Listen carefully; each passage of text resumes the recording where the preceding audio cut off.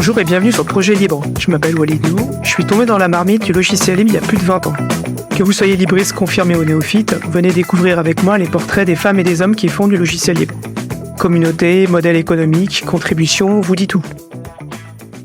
Bienvenue à toutes et à tous pour ce nouvel épisode de Projet Libre. Aujourd'hui, on va, et c'est une première, j'ai pas encore fait, mais c'est un projet que je voulais faire depuis longtemps, on va commencer à parler des conférences. Les conférences, c'est quelque chose d'important. En tout cas, pour moi, c'est quelque chose d'important parce que c'est là que je trouve la majeure partie de mes inspirations pour les épisodes.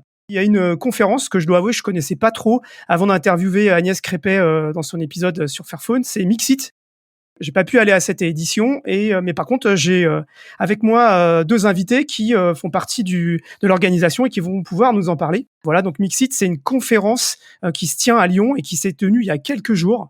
Et donc avec moi, j'ai Audrey Neveu et Grégory Alexandre que je salue et qui vont converser avec moi pour nous expliquer un peu en profondeur d'où vient Mixit, comment ça s'organise, pourquoi ils font ça, qu'est-ce qu'ils veulent faire dans le futur. Audrey, Grégory, merci d'être là. J'espère que vous allez bien et bienvenue sur le podcast Projet Libre. Merci. Merci beaucoup.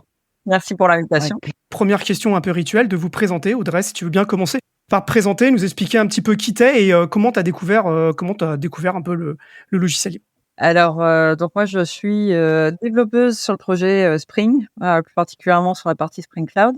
Je ne saurais pas te dire que je n'ai plus souvenir, en fait. J'ai l'impression que le libre a toujours fait partie de ma vie. Parce que tu vois, déjà, quand j'étais gamine, j'utilisais du libre. Donc, pour moi, c'est naturel.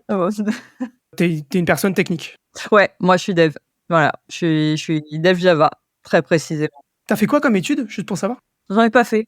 J'ai un parcours un petit peu particulier. J'ai fait une reconversion bien avant que ce soit la mode. Donc, c'était un peu compliqué, tu vois. C'était il y a 15 ans. Je suis passée par l'AFPA. C'était rock'n'roll. Mais j'ai survécu. Tu sais, parcours un peu typique de filles de ma génération. On m'a pas du tout poussée là-dedans. Alors que je passais mon temps sur mon ordinateur, tu vois. Mais en fait, c'est même pire que ça. J'avais pris l'option informatique en seconde. Il y avait soit tu faisais sciences éco, soit tu faisais informatique. J'avais pris informatique. J'ai eu des cours de dactylo, de Word et d'Excel. Je tape très, très bien. Voilà. C'était la grosse déception. Et puis, en fait, moi, j'avais pas dans mon entourage, tu vois, de gens pour m'orienter. Enfin, tu vois, le parcours un peu typique des mecs dans la profession, c'est que papa, il avait ramené un ordinateur à la maison, machin. Moi, j'avais pas ça. Mes parents, ils étaient dans le transport, tu vois. Donc, j'avais pas accès à ça. Du coup, c'est un peu plus tard, après pas mal d'errances, quand j'ai dit j'en ai marre, je veux faire un truc qui me plaît. J'ai fait un bilan de compétences et quand j'ai fait le bilan de compétences, j'ai découvert le métier de dev et là, j'ai dit mais on est payé pour faire des Lego, mais je vais faire ça. Ok, trop bien. Je trouve ça génial. Et toi, Grégory? Moi, je suis un ancien dev. Donc aujourd'hui, je fais plutôt de l'accompagnement orga, tous les sujets d'agilité, tout ça. Mais ouais, je suis un ancien dev. Et pour le monde libre, je t'avoue que je l'ai découvert sur le tard parce que je suis un ancien développeur .NET C#. Donc pour le libre, on repassera. Mais donc, je l'ai découvert sur le tard, plutôt tiré par la recherche, d'aller chercher des solutions plus éthiques avec toutes les solutions Frama. Moins dans mon métier de codeur, mais c'est vrai, mon métier de codeur, je l'ai pas eu si longtemps, parce que j'ai fait aussi du product ownership et d'autres métiers de chefferie de projet, donc plus dans les outils à utiliser que dans la pratique, mon ancienne pratique de dev. Comment vous avez découvert Mixit et depuis quand vous y êtes? Alors moi, j'ai découvert Mixit à la toute première édition. J'ai fait toutes les éditions jusqu'à ce qu'il y ait la loterie. Après, j'ai encore dû en faire une ou deux en tant que speaker. Voilà, moi, je suis une grosse amoureuse de Mixit depuis le premier jour. Voilà. Génial, on va reparler juste après du premier jour, justement. Et toi, Grégory? Moi, j'ai dû découvrir Mixit en 2012, quelque chose comme ça. Je voulais être speaker là-bas et j'ai pas été pris. Donc, je suis déménagé sur Lyon et je suis rentré dans l'orga. Ça me semblait être la solution la plus simple pour pouvoir aller à cette conf. Et donc, je pense que je suis arrivé aux alentours de 2014 sur Lyon. Je viens de la région parisienne. Et j'ai fait ma première édition en 2015 en tant qu'orga. Ok, donc vous êtes tous les deux en région lyonnaise? Pas du tout, moi je suis à Montpellier. Ah d'accord, ok. Moi, c'est justement, j'ai des très très forts liens avec Mixit depuis le début. À un moment, Agnès m'a dit non, mais c'est bon, t'arrêtes tes conneries, tu viens. Voilà. Ok. J'ai un problème, c'est que je ne sais pas dire non à Agnès, en fait. Voilà, il faut le savoir, tout ce qu'Agnès me demande. Personne ne sait faire ça. Parlons de la jeunesse de Mixit. De quand ça date et pourquoi ça a été créé en fait? Qu'est-ce qui amène à la création des conférences Mixit? En fait, ce qui est intéressant, c'est que Mixit, donc la première édition, si je me trompe pas, c'est 2011. C'est la toute première conf en France. Tu vois, en fait, il y avait les jugs partout, donc des Java User Group, mais il n'y avait pas de conf.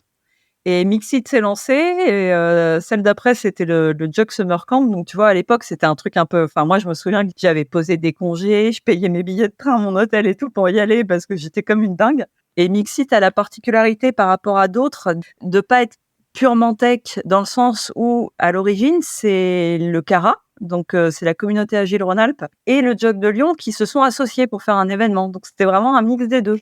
En fait, l'objectif initial, c'était, avec le Cara et le Jug, c'était de proposer une conftech avec une ouverture, dev, mais comment aussi et comment collectivement et pourquoi dev. Et donc, l'idée, c'était d'amener ça, d'avoir une conférence tech, mais qui ouvre aussi la manière de le faire. Et le nom Mixit? Ah, très bonne question. Là, on pourra pas te dire parce qu'on n'est pas des membres fondateurs. Il faudrait redemander à Agnès, Cyril ou Cédric, mais c'était justement pour représenter en fait cette volonté de mélanger l'agile et du tech, et surtout de mélanger en fait des devs et des gens côté métier, quoi, tu vois, que tout le monde se parle. D'ailleurs, une petite question qu'on nous pose souvent, c'est comment ça se prononce. Alors, vous avez le droit de dire Mixit, vous avez le droit de dire Mixit, vous avez le droit de dire Mixité.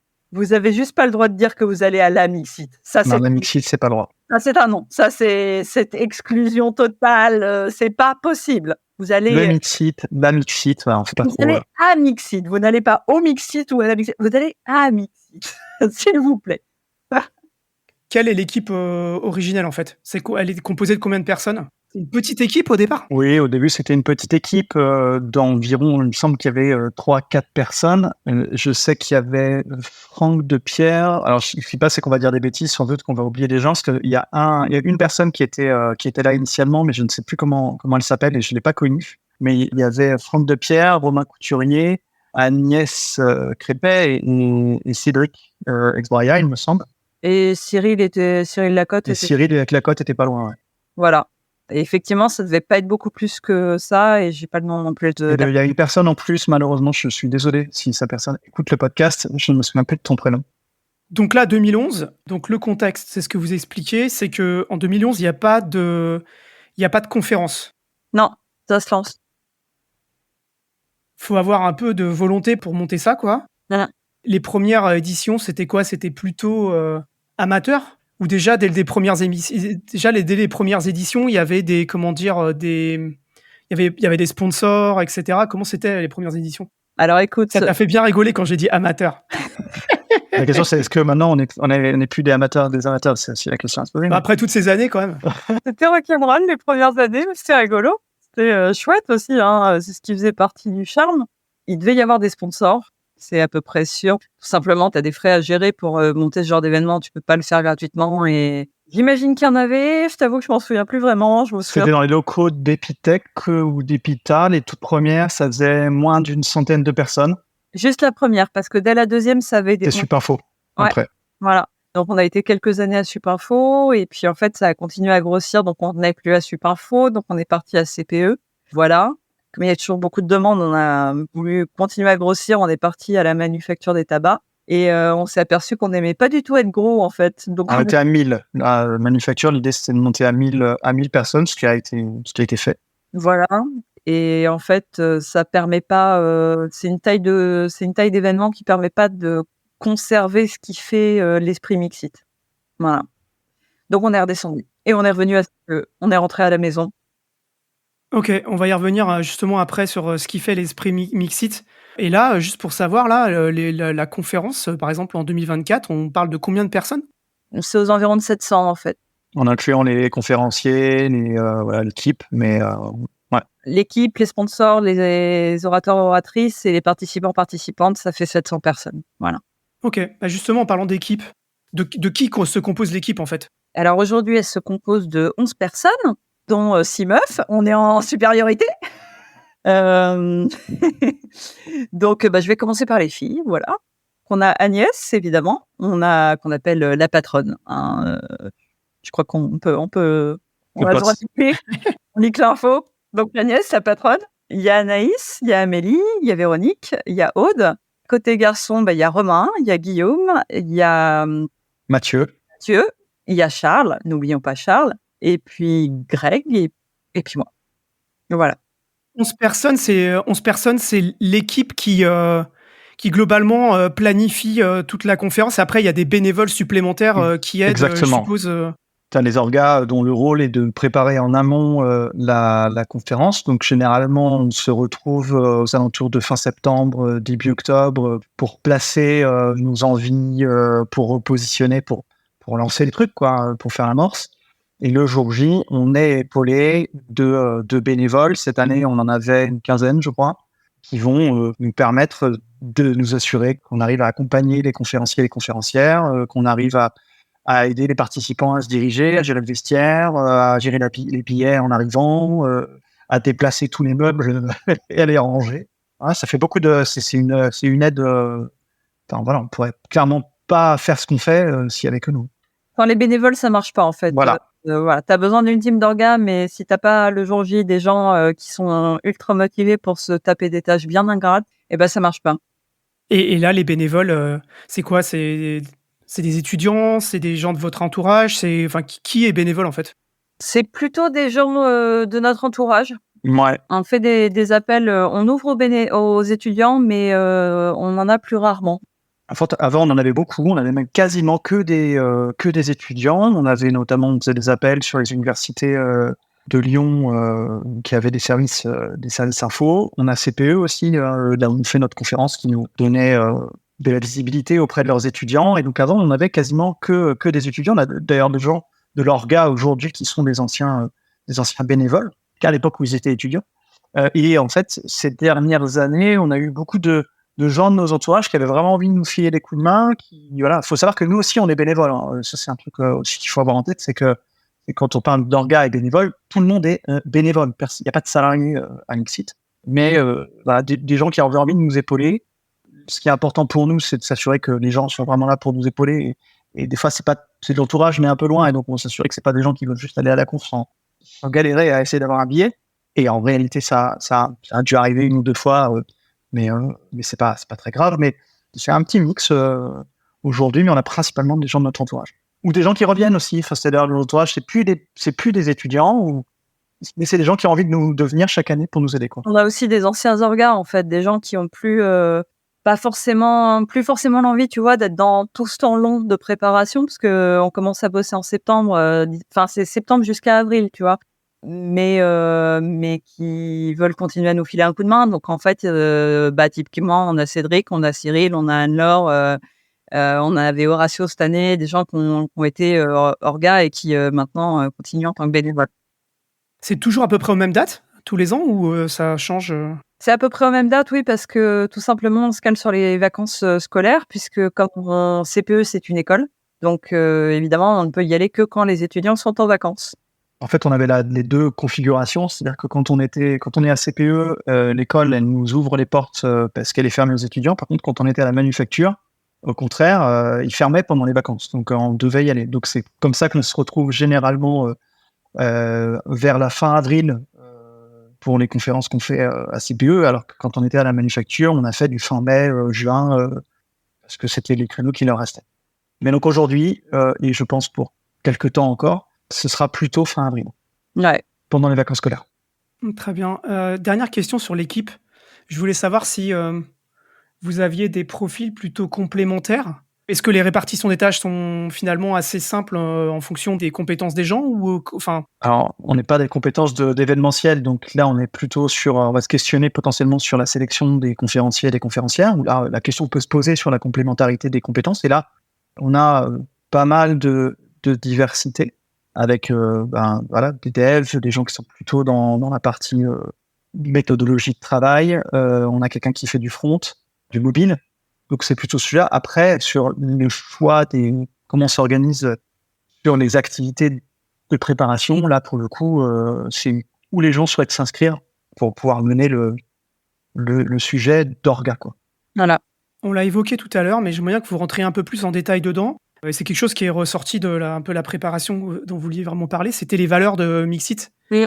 Donc j'aimerais bien que vous expliquiez un petit peu tous les deux quelles sont les valeurs qui sont portées par ces conférences. Et si aussi ça a évolué depuis le début ou pas. Bah, globalement, si tu veux, elles ont, je dirais qu'il y a des valeurs qui se sont rajoutées. Il y a des valeurs qui sont là depuis le début et il y a des choses qui se sont rajoutées parce que tout simplement, 2011, c'est loin. Tu vois, il y a eu des prises de conscience sur certains sujets qu'on n'avait pas en 2011. Donc en fait, ce qui était déjà présent en 2011, c'était une volonté forte en termes d'accessibilité, notamment en termes de prix, parce que l'idée, c'était d'avoir un prix d'entrée très très bas pour que les gens, si les gens devaient se le payer eux-mêmes, tu vois, ce qui était mon cas, moi, à l'époque, par exemple, et j'étais junior, donc j'étais pas payée des 1000 et des 100, mais je pouvais me payer mon entrée à Mixit. Et puis aussi, bah, sur l'accessibilité en rapport au handicap, puisque très très vite, il y a eu de la vélotypie de mise en place, par exemple. Il y a eu la salle d'allaitement aussi, c'est arrivé très tôt. Après, il y a toujours eu aussi une volonté justement, de mixité des publics, essayer d'avoir pas un public à 95% Dis-le. de blancs hétérosexuels, cisgenres et développeurs. Voilà. Donc ça, c'est un travail de longue haleine qu'on continue. Et puis après, il y a des choses qui naturellement sont venues se rajouter. Tu vois, par exemple, moi, le premier Mixit, il y avait des goodies. J'ai encore les goodies du premier Mixit. Et en fait, les goodies, très rapidement, ils ont dégagé parce que écologiquement, c'est pas, enfin, globalement, dans la team, tout le monde est aligné sur l'aspect écologique et donc, ça fait partie des choses qui ont dégagé. Et puis, et il y avait aussi, par contre, dès le départ, quand même, l'envie de faire un truc orienté sur l'éthique, dans l'idée de faire réfléchir les gens, ouvrir des horizons aux participants et participantes sur leur faire prendre du recul sur leurs responsabilités. Tu vois, dans une profession qui a quand même un impact sociétal. Je pense qu'il est difficilement comparable dans l'évolution humaine et en termes d'échelle, je dirais. Et puis leur ouvrir les yeux sur d'autres sujets qui sont complètement ce que nous on appelle les aliens. Voilà, ça a quasiment toujours été là et ça reste le cœur, quoi. On peut se dire que d'année en année, on essaie juste de renforcer. Ça se renforce de plus en plus. C'est-à-dire que typiquement, le sujet de la vélotypie, au début, c'était, voilà, on expérimentait des petites choses. Attends, tu peux rappeler Vélotypie, ce que c'est ? Vélotypie, c'est des personnes, c'est un service, c'est des personnes qui vont avoir des claviers spéciaux et qui vont faire de la transcription de ce qui se dit par l'écrit, qui permet aux personnes qui sont sourdes ou malentendantes de pouvoir suivre la conférence. À la base, on menait des expérimentations. Aujourd'hui, on est accompagné d'une société qui s'appelle Système RISP.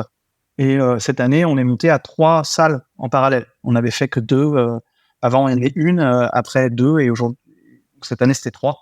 Parce qu'on a vraiment envie de ça. On sait qu'on peut s'améliorer. Il y a des choses qu'on doit mettre en place. Ça demande toujours des moyens. C'est toujours une réflexion à avoir, mais ça fait partie de ce qu'on veut mettre en œuvre. Et donc, globalement, ouais, ces valeurs de mixité, d'accessibilité, de respect, de réflexion sur notre société, d'année en année, se renforcent, elles prennent pas mal d'espace dans la conférence, pour nous, à bon escient, quoi. Et je me demandais si en dehors de la conférence en elle-même, c'était des actions ou des choses que vous meniez à titre individuel, et donc la conférence était juste un prolongement de ça, ou... Bah, globalement, tu rejoins pas l'organe Mixit si t'es pas aligné avec les valeurs parce que tu vas passer un sale moment, quoi. T'arrives au Wokistan, donc c'est rude, hein. Si t'es pas, tu vois. C'est d'ailleurs pour ça, tu vois, quand Agnès, elle m'a dit, ben non, mais c'est mort, tu viens, c'est que le fit était naturel. C'est tout ce que j'aime, c'est tout ce que je veux défendre dans ma vie de tous les jours, donc, et je pense que c'est à peu près pareil pour tout le monde dans l'équipe, hein. Enfin. Donc vous êtes tous très très engagés, en fait, formulé comme ça. Voilà. Bon, après, tu peux être engagé. Tu vois, on a tous, en tout cas, ça qui nous reste sur le côté de la tête. Je vais pas parler pour nos autres, pour les co-orgas et dire chacun comment il s'engage.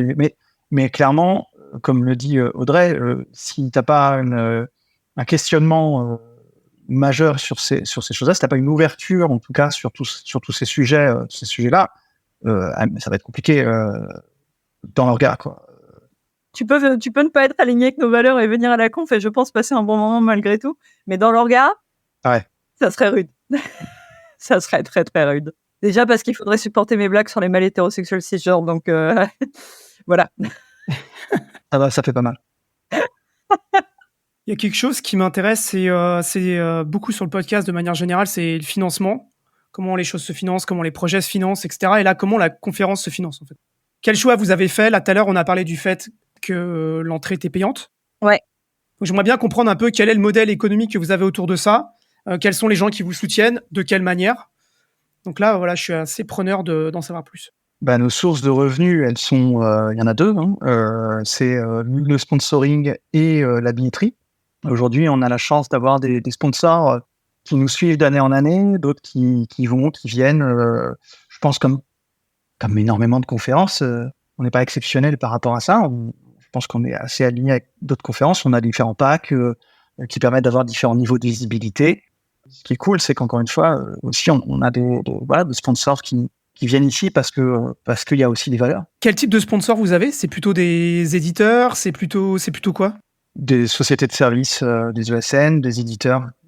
On a les deux, on essaye dans la mesure du possible d'avoir un équilibre justement entre les deux, parce que sinon tu te retrouves en concurrence, c'est pas forcément cool. Donc voilà, pour que ça reste chouette pour les sponsors également, on essaye d'avoir un équilibre là-dessus aussi.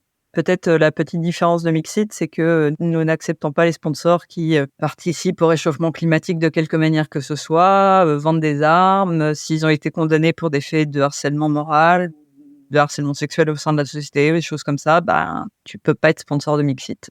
Voilà. Ça paraît assez logique, vu ce que vous avez dit avant. Donc, Et après, on a la billetterie. Ouais. Historiquement, alors je sais plus, tu savais peut-être au tout début à combien c'était, mais c'était aux alentours de 50 €. C'était 50 € de mémoire. Ça a toujours été payant, donc. Oui. C'est un choix dès le départ. Quand tu organises une conférence, donc tu loues les locaux, évidemment. Tu vas avoir la régie technique à payer, tu vas avoir le traiteur, tu vas avoir pas mal de frais annexes qui vont venir se rajouter. Pour être complètement transparent, en fait, aujourd'hui, le prix du billet, c'est juste le traiteur. Voilà. C'est-à-dire que les participants, finalement, ne payent que pour leur repas. Et donc, malheureusement, on a dû augmenter le billet à 75 € parce qu'on s'est pris plus 15% d'inflation. Voilà.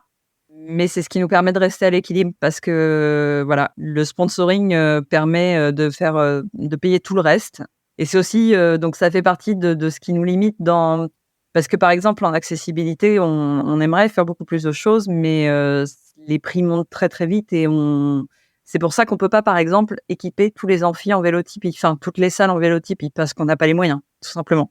Il y a cette loterie là dont j'aimerais bien vous parliez. Ouais. Je dois avouer que j'ai un peu découvert les conférences Mixit sur le tard et que déjà il y a pas tant de conférences que ça qui sont payantes à part des événements très très professionnels, etc.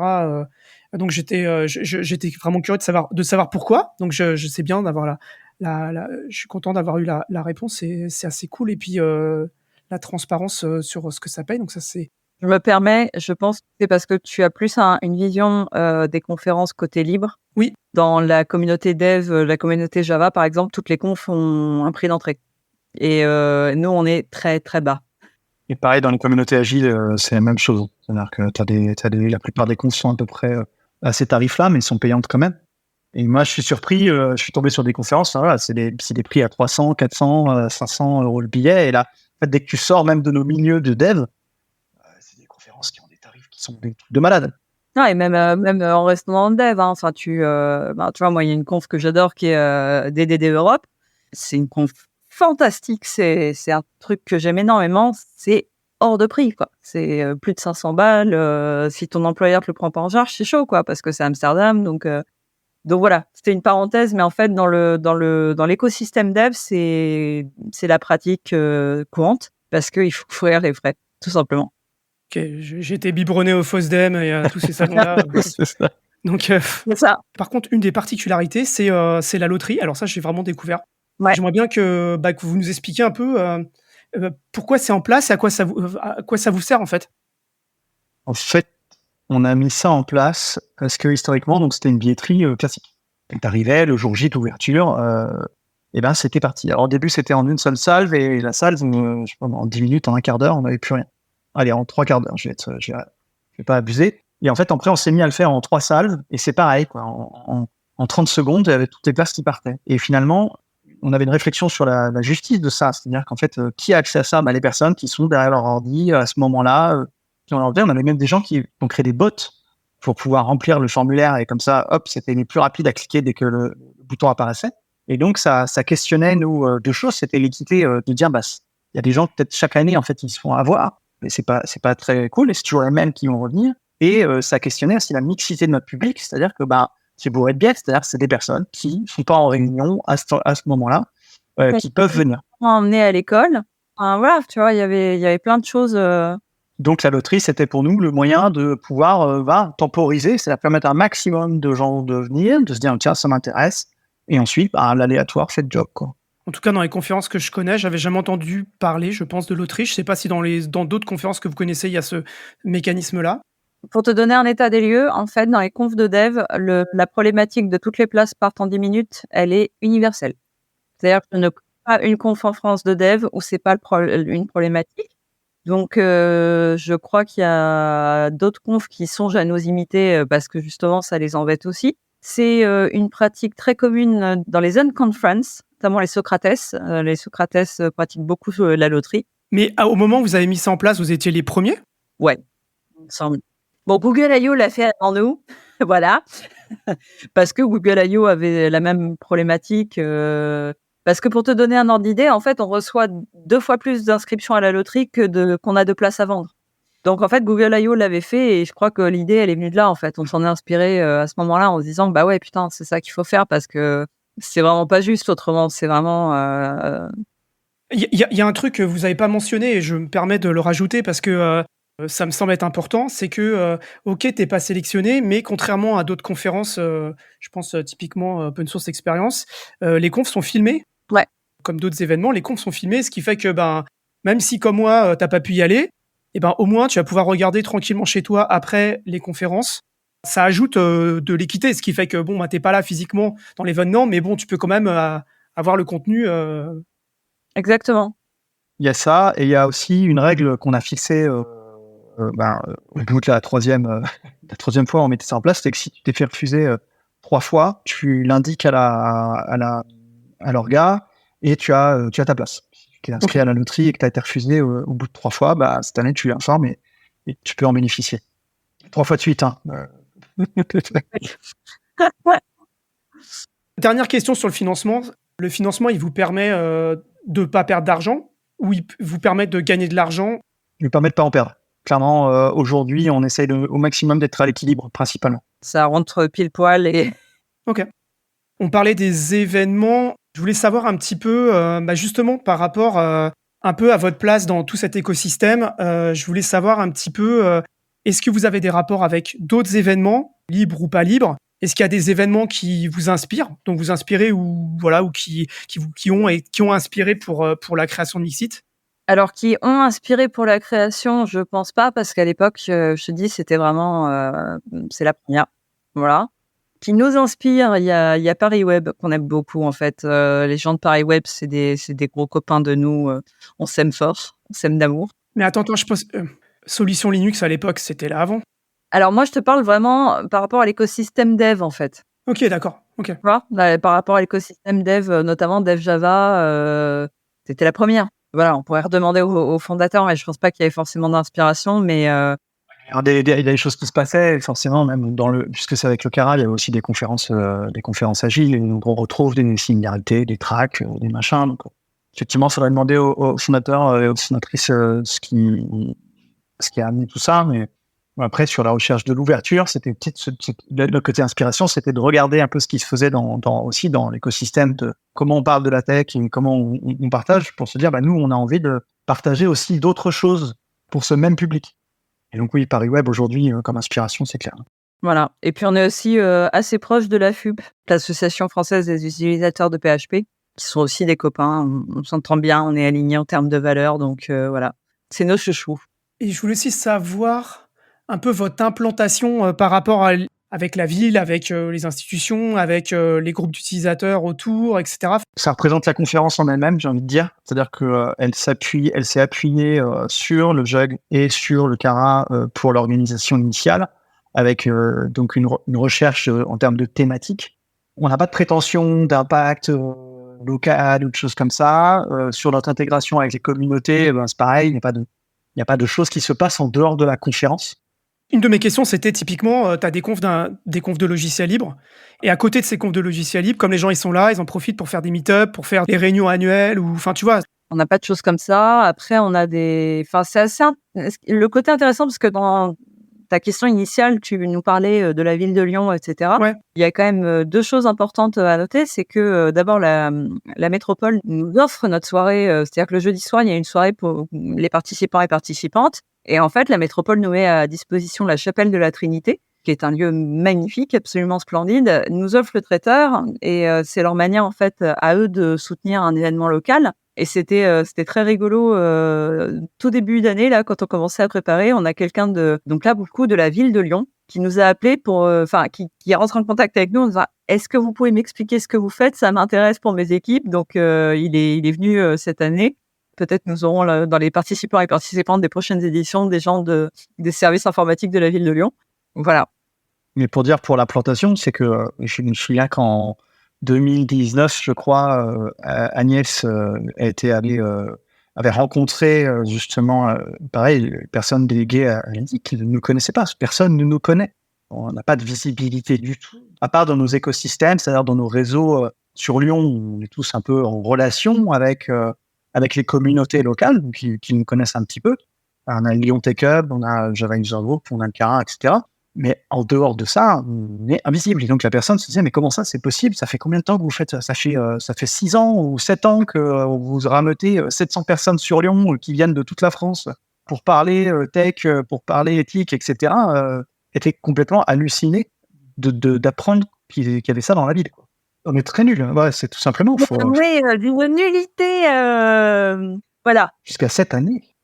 Jusqu'à cette année, parce que tu vois, on a fini par l'admettre, en fait. On a fini par regarder les choses en face, et on a engagé quelqu'un pour se charger de la com, justement, parce que c'est un vrai métier et parce que personne, pour le coup, c'est un point que personne n'avait vraiment envie de prendre dans l'équipe. Enfin, tu vois, à chaque fois, c'était de la souffrance pour la personne qui le prenait en charge.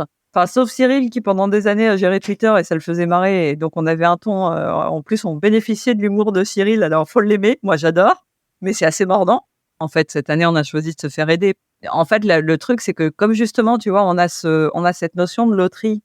Donc, il faut que les gens ils aient les informations à temps pour pouvoir s'inscrire, etc. Donc, c'est vraiment important d'avoir une communication qui soit efficace. Et voilà, donc on a Alice maintenant qui fait ça très bien, qui en fait des bisous. Ouais, parce qu'en fait, c'était toutes mes questions suivantes sur un peu quelle est un peu votre ligne éditoriale, sur quels réseaux sociaux vous communiquiez, etc., quoi. Ah bah ça, c'est le moment qui fait mal, puisque en fait, on est obligé d'aller sur des plateformes qu'on n'aime pas, mais parce que c'est là où sont les gens. Donc en fait, c'est-à-dire qu'on est sur des plateformes qu'à titre personnel, on n'utilise pas, tu vois? Enfin, moi, j'ai un compte Twitter que je n'utilise plus depuis 4 ans, sauf en cas d'urgence absolue et voilà. Pour vraiment qu'on me dise: «Non, il faut que tu ailles lire ce message, sinon je n'ouvre pas cette saloperie». On a repassé, on était sur Vimeo pendant des années et puis Alice nous a dit: «Ouais, enfin les enfants, vous êtes mignons, mais tout le monde est sur YouTube, hein». Et nous on était là: «Ouais, c'est nous, bah oui, mais bon, il y a un moment, faut savoir ce que vous voulez faire, hein, vous voulez survivre ou pas?» Voilà. Faut aussi aller là où sont les gens. Si tu veux que ta conf, elle continue à avoir du succès, que tu continues à attirer des sponsors et des participants et participantes. Donc voilà. Donc ça fait on s'est pris, c'était très drôle. C'était vraiment très, très drôle parce qu'en keynote d'ouverture du premier jour, on avait Olivier Alexandre, qui est un chercheur qui a bossé sur la Silicon Valley. J'ai lu son livre. Et du coup, il nous a collé un petit taquet au passage. En introduction, dès le début. Mais nous, ça nous a fait marrer. Oui, c'était cool, ouais, c'était cool. Voilà, il y a des raisons. C'est pas de gaieté de cœur, tu vois. Enfin, on préférait largement faire toute notre com sur Mastodon et c'est tout. Sauf que sur Mastodon, il y a quasiment personne qui nous suit, donc c'est pas là qu'il faut centraliser les efforts, malheureusement, tu On est vois. sur Masto et Blue Sky. On s'est mis aussi sur Blue Sky, mais voilà, aujourd'hui, c'est pas encore des réseaux qui ont été. Il n'y a pas une migration massive. J'y ai cru, hein. J'y allais sur Masto, j'ai cru, j'ai fait je suis allé sur Blue Sky, j'ai cru, j'ai fait Et en fait, aujourd'hui, on le voit bien, on a eu de plus en plus, depuis le Covid, en fait. Depuis le Covid, il y a eu un ralentissement. Depuis le rachat de Twitter par notre coco, pareil, il y a eu pas mal de choses qui étaient désertées. Et historiquement, notre communication, elle était principalement sur Twitter. Les gens ne lisent pas les mails, ou ça tombe dans les spams. Voilà, nous, on n'a pas des gens qui vont faire du phoning auprès de tous les participants pour leur informer de l'existence de la prochaine édition. Donc, nous, c'est les réseaux sociaux, notre outil principal. Et ça a été un vrai débat entre nous, avec Alice, quand on a commencé à discuter de ça, parce qu'on ne voulait pas revenir sur YouTube, on ne voulait pas Twitter, on avait envie de le déserter, nous aussi. Avec le Covid, il y a eu des pertes sur la visibilité sur les réseaux, mais aussi un petit ralentissement aussi sur les inscriptions. Et donc, on se dit, il y a peut-être un lien. Et à un moment donné, il faut faire un choix, quoi. Là, ça revient à la normale tout doucement, mais vraiment tout doucement. Et donc, on s'est fait un peu peur, quoi. Tu vois, les 2-3 dernières années, c'était compliqué. Mais moi, il y a un des sujets que je traite très régulièrement sur le podcast parce que j'adore, c'est un de mes sujets de prédilection, c'est tout ce qui est autour du fait divers, de liberté, en termes de décentralisation, etc. Et c'est des sujets qui sont passionnants, avec Peertube, par exemple, etc. Bien sûr que c'est mieux pour avoir de l'audience de faire de la pub sur des réseaux privateurs, quoi. Mais il y a tout ce nouveau monde qui se développe, qui pour l'instant est un peu embryonnaire, mais dont les possibilités sont vraiment... moi, ça m'excite beaucoup. On est complètement aligné sur cette ambition-là aussi. Après, il y a deux choses qui rentrent en compte. Il y a l'énergie que ça demande de se démultiplier et qu'aujourd'hui, comme le disait Audrey, on s'est fait un petit peu peur. Vraiment, 2021, on a fait notre édition à distance en ligne. Je pense qu'il y a des gens qui ont été un peu surpris parce qu'on avait choisi que des keynotes aliens. On n'avait pas vraiment de sujet tech. Et donc, je pense qu'il y a beaucoup de gens qui viennent nous voir pour des sujets tech. On nous l'a aussi reproché des dernières éditions. C'est pour ça que cette année, on a décidé de rééquilibrer et de ramener plus de tech. Et donc, on a quand même perdu un peu de visibilité là-dedans. Et pour l'instant, notre objectif, c'était d'être sûr qu'on arrive à remplir la conférence. C'est aussi ça. Donc, demain, si ce n'est plus un sujet, c'est-à-dire qu'on n'a plus de problème par rapport à ça, en termes de visibilité, les gens sont informés, etc., notre ambition, elle est d'aller vers des choses qui correspondent à nos valeurs. Comme le disait Audrey, si on avait le choix, on quitterait plein de plateformes sur lesquelles on est revenu cette année. C'était pas de gaieté de cœur, c'était vraiment, pour nous, de la nécessité. C'est horrible à dire, hein, mais je peux pas te dire à quel point je suis soulagée parce que c'est Alice qui ouvre les messages, quoi. Moi, j'ai pas à ouvrir cette saleté de Twitter. Tu sais, juste parce que en fait quelqu'un a posé une question et donc au passage tu vois toute la quantité là de déchets qui est déversée, machin. Ah Oui, je comprends très bien. Et voilà, c'est pas un sujet facile et c'est pas un sujet où on est forcément le plus à l'aise, mais on fait des choix qui sont nécessaires pour la survie de la conf, en fait. C'est très chouette de pouvoir en parler et de voir qu'effectivement, c'est jamais blanc ou noir pour tout. Quand tu choisis des outils, parfois, c'est pas exactement ce que tu voudrais. C'est tout à fait ça. Voilà, c'est jamais exactement comme tu veux, quoi. Voilà. Pour rester un peu dans ce sujet-là, je voulais un petit peu connaître votre rapport au logiciel libre. Donc en fait, j'aimerais bien que vous nous expliquiez un petit peu quelle est un peu la place du logiciel libre et de tout l'écosystème libre dans Mixit, puisqu'il y a des associations qui viennent qui viennent parler, etc. Donc c'est un événement que moi j'ai connu à travers mes réseaux de libristes. En fait, nous, de manière générale, on est toujours très, très, très contents quand on a des gens qui viennent nous parler de logiciels libres sous différentes approches, hein, parce que, tu vois, par exemple, cette année, donc, on avait Pierre-Yves, un des cofondateurs de Framasoft, qui est venu nous parler de Framacloud. Mais on avait aussi Mathieu Faure. Mathieu, il travaille chez Adulac. Et Adulac, en fait, leur job, c'est d'installer le libre dans le public, quoi. Donc, qui est venu nous faire un retour là-dessus. On a l'April qui est venu nous parler de comment on met plus de diversité dans le monde du libre parce que ils se rendaient compte qu'au niveau de leurs adhérents-adhérentes, ils avaient un ratio qui n'était pas celui qu'ils voulaient. De manière générale, ça fait partie de nos valeurs, donc on est toujours très heureux quand on a des sujets libres qui sont proposés. Mais c'est au milieu du reste de la conférence, on réfléchit à notre public, à ce qui va leur apporter quelque chose aussi. Avant, notre tagline, c'était des idées pour tout de suite. Et donc, forcément, on se questionne sur aujourd'hui, c'est quoi les sujets qui sont dans toutes les bouches. Et donc, on veut pas surfer sur des trends, hein, mais on essaye d'amener aussi des choses dont on n'a pas parlé et dont il faut un petit peu parler. Et l'exemple qui pour nous, c'est cette année, on a un sujet sur Figma. Figma, ça a explosé ces derniers temps. Tu peux juste expliquer pour les gens qui ne sauraient pas ce que c'est que Figma ? Figma, c'est alors je vais tenter de le faire. Je suis le non technique de l'histoire. Il me semble que c'est un outil pour les UX en fait, de prototypage et pour faire des wireframes. On a quelqu'un qui nous avait proposé un sujet sur PenPot. On s'est vraiment posé la question, c'est-à-dire aujourd'hui, on a une track design parce qu'on voulait pousser aussi toujours dans cet esprit d'ouverture. On a assez peu de sujets globalement dans nos appels à orateurs et oratrices. Et donc, on s'est dit, bon, en fait, on a très peu de sujets, mais on en a 2 qui vont parler wireframe, Penbot et Figma. Qu'est-ce qu'on fait? On s'est dit, pour l'instant, il faut peut-être d'abord qu'on parle de Figma, comme ça, au moins, ça c'est fait.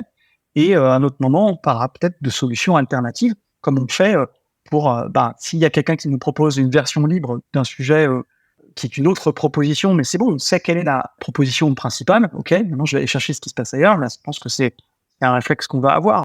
De ce que je comprends, c'est qu'en fait, vous avez une continuité sur les années des sujets. Oui, Vous essayez d'en avoir une. on essaye d'avoir quelque chose de cohérent. Effectivement, voilà, là, typiquement, l'exemple que citait Greg, on n'avait jamais eu de sujet dessus, donc ça nous semblait plus facile pour les participants et participantes de commencer avec la référence. Et puis, une fois que tu as introduit la référence, là, tu peux commencer à parler des alternatives. Mais si tu arrives tout de suite avec les alternatives, les gens ne vont pas forcément faire le lien. En fait, Figma, tu vois, ils ont peut-être pas pratiqué, mais ils en ont peut-être entendu parler. Et donc, ils vont vouloir creuser le sujet. Si tu arrives direct avec l'alternative open source, là, par contre, ils vont pas savoir de quoi tu parles. Et du coup, c'est pas confortable non plus pour la personne qui a proposé le sujet parce qu'elle risque de se retrouver devant une salle vide, tu vois. Il y a cet équilibre à trouver qui est pas toujours évident, on essaye de faire au mieux. Vous avez par hasard des exemples qui sont passés dans les années précédentes, par exemple? Là, tu en demandes beaucoup. Ouais, ça, faut se souvenir de toutes les conférences. Non, je n'ai pas d'exemple en tête, non. Il y a des sujets qui nous marquent plus que d'autres, dont on sait qu'on a parlé, mais typiquement sur les problématiques outils, c'est pas forcément ce qui va nous rester le plus en tête. Donc, il faudrait reprendre. Après, les vidéos de toutes les éditions précédentes sont sur le site, elles sont accessibles. Donc, vous pouvez aller chercher si vous avez envie de faire un petit peu d'archéologie. Mais j'ai ressorti des vidéos de 2008 pour recontacter des gens sur certains sujets, etc. C'est quelque chose que j'apprécie beaucoup. Mais d'ailleurs, je m'aperçois qu'il y a quelque chose qu'on n'a pas défini. Vous avez parlé tout à l'heure de conférence alien, et j'ai oublié de vous demander de définir ce que c'était qu'une conférence alien. Parce que autant tech, j'imagine très bien, autant alien, c'est quoi? Alien, c'est des sujets qui ne vont ni s'inscrire dans un domaine tech type code, quoi, et ni s'inscrire sur la gestion de projet, presque pas s'inscrire dans l'entreprise, la gestion de projet ou comment je dev, mais vraiment quelque chose qui est une ouverture, soit sur la société en général, une réflexion sur le fonctionnement de nos sociétés. Donc c'est nous, la plupart de nos plénières, la plupart de nos keynotes sont ce qu'on appelle des keynotes aliens, parce que elles vont basculer sur autre chose. Alors même si on parle de la Silicon Valley, même si on parle on va parler de cybersurveillance, on va parler de la manière de fonctionner de la Silicon et d'un point de vue politique et fonctionnement social. Et on va avoir aussi dans ces aliens des choses qui sont plus légères, entre guillemets. Maintenant, on a parlé de plumes de manchot, on a parlé de comment faire du chocolat, etc. Il y a une année, on avait un orchestre. On avait un orchestre sur scène, tu vois, avec le chef d'orchestre qui t'expliquait comment ça marchait. Enfin, c'est des moments magiques. Et c'est l'idée d'amener une ouverture, une réflexion et basculer encore ailleurs, d'aller chercher, alors ce terme potentiellement galvaudé, mais de l'inspiration, mais vraiment de pouvoir se dire, tiens, j'ai une conf dans lequel j'ai appris des choses pour mon métier de tous les jours, qui vont m'être utiles tout de suite, et en même temps, on a parlé d'un truc, mais ça me questionne, et avec un peu de chance, ça me questionne sur ma propre pratique. Et c'est forcément des gens tech qui viennent dedans? Parce que tu parles d'orchestre, etc. Est-ce qu'il y a des gens non tech qui viennent dans ces conférences? En tant que participant, Oui, en tant que participant, ouais. on a quand même principalement des gens qui viennent de la tech, principalement des développeurs, des développeuses. Vraiment, le gros de notre public, c'est des développeurs, des développeuses. On va avoir des gens qui font de la chefferie de projet opérationnel, des gens qui s'intéressent à ces sujets-là. Mais ouais, notre gros du public, c'est quand même des développeurs et des développeuses. Par contre, ce qui est hyper intéressant, c'est que globalement, à chaque fois qu'on a des gens qui viennent, tu vois, par exemple, l'an dernier, on avait une mathématicienne, on a des sociologues, on a des historiens, on a des gens qui viennent vraiment de milieux où là, c'est nous les aliens pour eux, en fait, tu vois. Conférencière.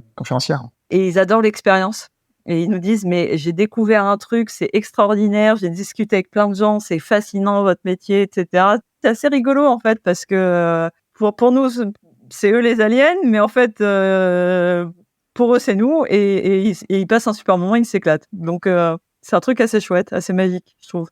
Si on passe maintenant sur l'édition 2024, parce que ce qu'il faut dire, c'est qu'au départ, je voulais faire cette conférence avant l'édition 2024 et que finalement, on fait l'enregistrement après. Donc ça tombe bien, maintenant, vous allez pouvoir me dire un petit peu comment ça s'est passé cette édition 2024. Est-ce que pour vous, c'était une bonne édition et est-ce qu'elle a tenu ses promesses par rapport, je sais pas, est-ce que vous étiez fixé des objectifs? Alors moi, c'est clairement mon édition coup de cœur. Donc tu vois, j'en ai fait plein en tant que participante, j'en ai fait plusieurs en tant que speakeuse. J'ai même été une année avec ma meilleure amie, j'ai fait la keynote de clôture, donc c'était dans les débuts, hein, c'était vraiment dans les tout débuts. Et c'est ma 4e édition en tant qu'orga. En fait, je pense que au-delà du contenu, on était très content du programme globalement, on était très content des keynotes qu'on a réussi à avoir. Mais en fait, ce qui me fait plaisir, c'est que on continue à travailler très fort sur l'aspect diversité et notamment pour s'assurer que en fait Mixit soit une safe place. Tous les ans, on a des retours des participants et de participantes, mais aussi des sponsors, etc., en nous disant c'est incroyable, je me sens vraiment bien dans l'événement, j'ai passé un super moment, j'ai rencontré des gens super sympas, j'ai eu plein de discussions un peu folles.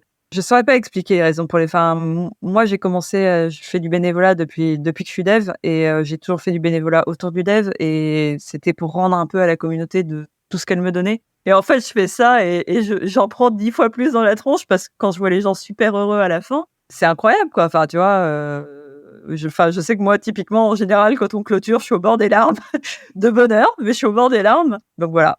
On a eu des excellents retours sur cette édition. Aussi, comme je le disais, on voulait rééquilibrer. On nous avait reproché post-Covid d'avoir un peu moins de tech. On avait essayé de voir un peu comment on pouvait. On a démultiplié d'année en année les types de sujets et les types de techno aussi, puisque avant c'était que du Java. Donc on a dit tiens, on va parler d'autres choses. Et donc forcément, ça réduisait pour tout le monde. Et cette année, on a décidé de remonter et de réaffirmer la partie tech, et donc de donner plus d'espace par rapport aux autres types de sujets. Et je pense qu'on a eu des retours assez positifs par rapport à ça, que des bons retours. Alors, on n'a pas reçu encore suite à le sondage, peut-être ça sera la douche froide. Mais non, je trouve, vraiment, ça s'est senti pendant l'événement, quoi. Nous, on a eu un feedback qui était absolument génial d'une personne à un stand qui nous disait j'ai besoin de vous dire un truc, pas à moi, mais je crois qu'elle t'a fait le même retour, Audrey. J'ai besoin de te dire un truc. D'habitude, il y a toujours quelqu'un qui vient m'emmerder quand je suis derrière mon stand, qui est un peu lourdeau et qui vient me draguer. Il n'y a personne qui l'a fait. C'est la première fois que ça m'arrive, personne n'est venu me parler un petit peu pour me dragouiller. C'est des petits trucs comme ça, quoi. Je vais la voir à la toute fin, ils étaient en train de démonter leur stand, je vais papoter avec eux et je lui dis c'est ton premier Mixit parce que je l'avais jamais vu. Et elle me dit ouais, c'est mon premier. Et c'est la première conf où je me fais pas emmerder. Ouais. Et là, tu te dis bingo, quoi. Enfin, c'est que t'as construit un truc quand même, quoi.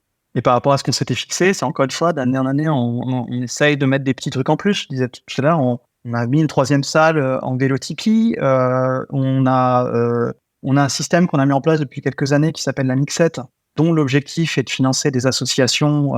Et je pense que cette année, ça a vraiment super bien fonctionné. C'est-à-dire que tout le monde avait compris à quoi ça pouvait servir. Parce qu'en fait, c'est un truc qu'on va donner, c'est une petite monnaie qu'on va donner à des participants pour qu'ils viennent financer des associations, mais c'est aussi des monnaies qu'on donne aux sponsors pour essayer de trouver des techniques pour faire du lien avec les participants. Et je pense que c'est une année où vraiment les sponsors ont su constituer des animations et des choses autour de cette petite monnaie, alors qu'avant, c'était la phase de transition, quoi. Le but de la Mixette, c'était que les sponsors n'amènent plus de goodies. C'est votre truc là, moi j'ai pas ma marque dessus, qu'est-ce que vous êtes gentil de me filer ça entre les pattes. Notre objectif, c'était d'arrêter la production de goodies aussi de la part des sponsors. Et cette année, pour être allé les voir régulièrement, ils ont super bien adapté leur système à ça, et c'était très très chouette. Ça a super bien tourné. On a aussi un truc qui s'appelle Mixit On Air. En fait, en parallèle de la conférence, on fait des interviews de gens qui ont donné des conférences, des gens qui font des keynotes, des assos qui viennent nous voir le jour J pour parler de différents sujets.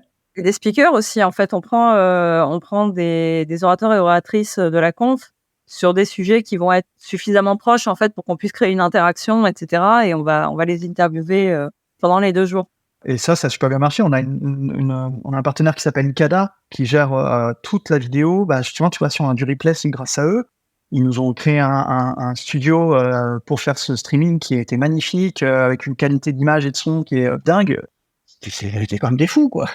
C'est un truc qu'on a lancé. C'est Romain et Anne-Laure qui avaient eu l'idée au départ, et on a lancé ça l'an dernier en se disant vas-y, on essaye. Nous, on s'est éclaté à le faire, et du coup cette année, on a dit on essaye, on se met un petit peu plus de moyens, donc on s'est payé un joli décor, etc., pour avoir un truc, un rendu qui soit chouette, et c'est vraiment un moment très très cool en fait. C'est vraiment une partie très chouette de Mixit, je trouve. Voilà. Une question qui me vient comme ça. Vos intervenants, ils sont français ou ils sont francophones? Vous avez des gens qui viennent de l'étranger pour parler? On a des gens qui viennent de l'étranger. En fait, il y a pas de sujet. On en a. Le seul truc qui a fait qu'on en a moins, c'est qu'on a arrêté de. Alors, on paye que ce soit nos keynoteurs, nos keynoteuses, que ce soit les personnes qui sont passées par un appel à orateur ou oratrice.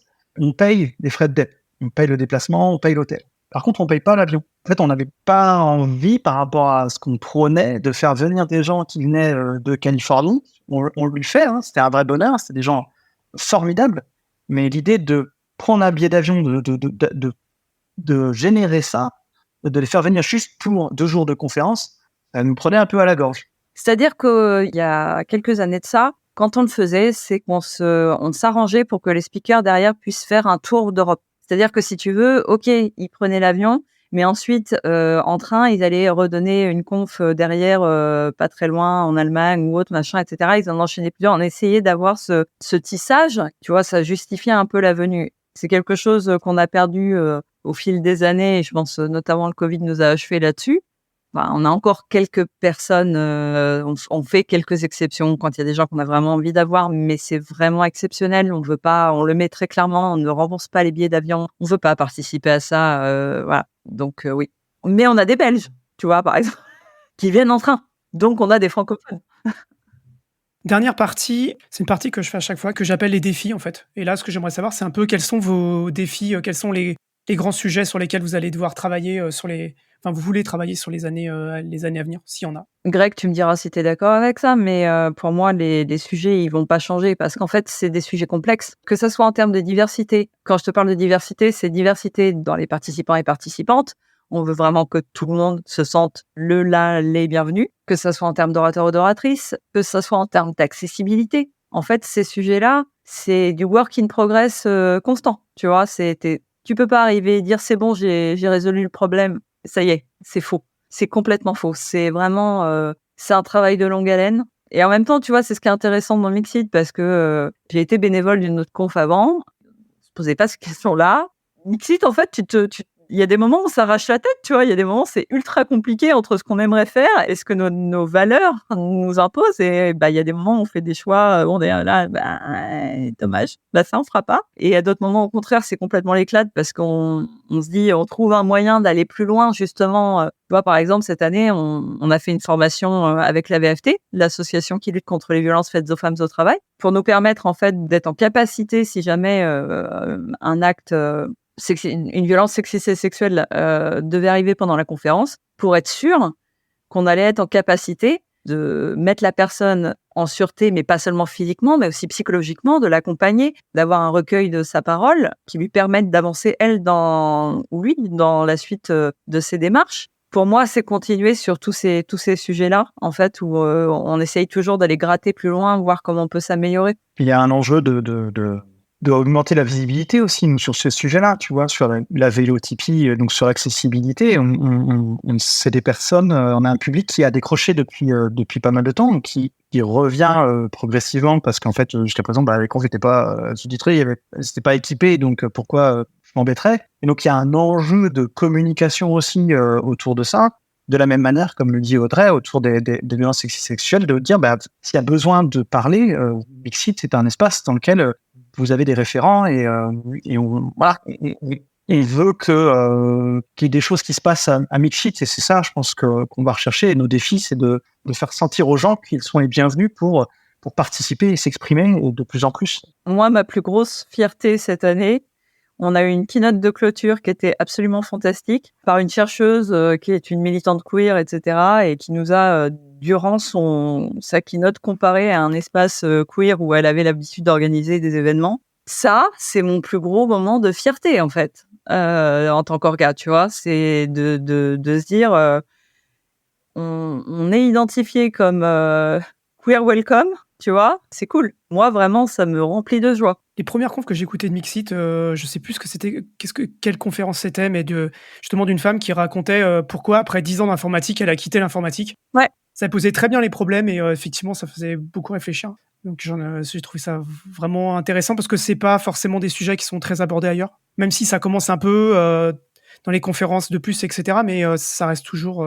Bah, ça l'est beaucoup plus, heureusement, mais en fait, Ça l'est beaucoup plus, mais bon, on pourrait certainement aller encore beaucoup plus loin, je pense. le problème, c'est qu'on n'a toujours pas les solutions miracles. Tu vois, moi, je sais qu'à titre personnel, j'ai eu des expériences pro qui n'étaient pas fantastiques en tant que femme. Et en fait, je pense que c'est important d'arriver à créer des espaces. Typiquement, j'ai rejoint le projet Spring parce que, déjà parce que projet open source que j'adorais, mais aussi parce que je savais que c'est un endroit où j'allais être à l'abri en tant que femme. Et c'est bien aussi que, tu vois, il y ait des confs qui proposent ce même environnement, de dire tu peux venir, quelle que soit ton origine ethnique, quel que soit ton poids, quelle que soit ta couleur de cheveux, quelles que soient tes préférences sexuelles, amoureuses, ta non-binarité, ou tu seras toujours bienvenue en fait à Mixit. C'est ça le truc. Et voilà. Et je pense que c'est important en fait qu'il y ait des confs comme ça. Ok, j'allais dire, ça fait une bonne conclusion. Et avant de vous donner la parole pour une tribune libre, j'avais 2 petites questions. La première question, c'est qu'est-ce que vous diriez à une personne non technique pour présenter Mixit ? À une personne non technique de devenir Mixit, c'est que je pense que c'est un super point d'entrée justement pour se connecter à cette communauté tech. Parce qu'il y a cette ouverture et c'est l'espace qu'on souhaite créer, c'est qu'il y a l'ouverture pour tout type de personnes. Si vous venez à Mixit, eh ben, vous pourrez rentrer en contact avec quelqu'un, lui demander ce qu'il fait, ce qu'elle fait, et elle vous l'expliquera, cette personne, avec vos mots pour essayer pour être sûr que vous compreniez. Il y a des conférences tech, certes, donc il y a des choses qui peuvent être assez abruptes, mais il y a énormément de choses par ailleurs. Donc si vous voulez aller voir une conférence tech, pour voir ce que c'est, c'est possible. Et en plus de ça, si vous faites même des ateliers tech, je suis sûr que vous pouvez rentrer en contact avec des personnes qui vont tout vous expliquer en live, et c'est ça. Et en plus, il y a tous les autres sujets qui nécessitent aucune compétence technique pour être comprise. Voilà, encore une fois, moi je fais partie plutôt de la partie organisationnelle, ok, ancien tech, ok, un peu culturé, mais plus trop. Je peux faire 80% des conférences, quoi. Et donc dans les 80%, il y a forcément aussi des conférences tech. Ok. Deuxième question, qu'est-ce que vous diriez à un libriste ou une personne qui travaille dans l'informatique pour présenter Mixit ? C'est une bonne question. Merci Greg. Je veux présenter Mixit à mes collègues de l'équipe produit dans laquelle je travaille, qui connaissent pas Mixit. Comment est-ce que je présente ça ?